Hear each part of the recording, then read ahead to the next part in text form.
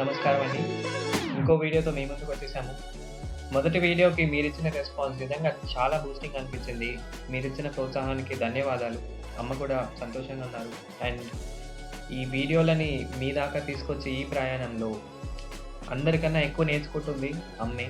Because camera అంటే ఏంటి, frame అంటే ఏంటి, మైక్ అంటే ఏంటి, ఏమి తెలియని దగ్గర నుండి నేర్చుకొని అన్నీ చేస్తున్నారు. సో అమ్మ కోసం ఒకసారి లైక్ బటన్ నొక్కేద్దాం.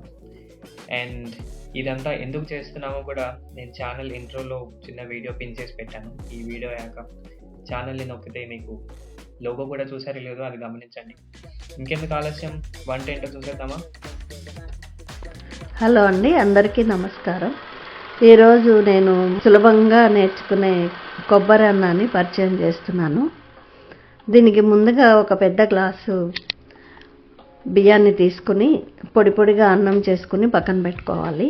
పచ్చి కొబ్బరి సన్నగా ముక్కలు తరుకుని దాన్ని మిక్సీ పట్టుకుని ఒక కప్పు నిండా తీసి పక్కన పెట్టుకోవాలి. పచ్చిమిర్చి, కరివేపాకు, కొత్తిమీర, వేయించి పెట్టుకున్న వేరుశనగపప్పు, జీడిపప్పు తీసుకుంటున్నాను.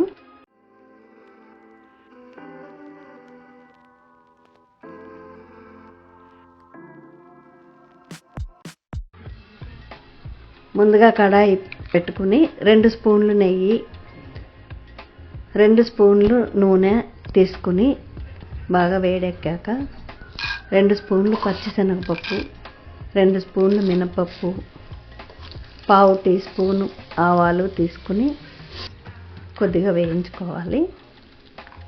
ఒక ఎండుమిర్చి, 4 పచ్చిమిర్చి చీలికలు వేసి వేయించుకోవాలి. కొద్దిగా వేగాక వేరుశనగపప్పులు, జీడిపప్పులు వేసి వేయించుకోవాలి. ఇవి కొంచెం వేగిన తర్వాత కరివేపాకు, కొద్దిగా ఇంగువ వేసి అన్నీ కలిపి దోరగా వేయించుకోవాలి.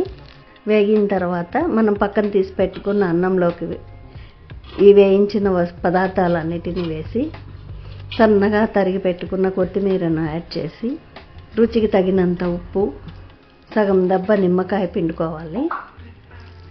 నిమ్మకాయ పిండిన తర్వాత మనం ముందుగా పక్కన పెట్టుకున్న కొబ్బరిని కూడా వేసి 2 నిమిషాల పాటు బాగా కలిసేటట్టు కలుపుకోవాలండి.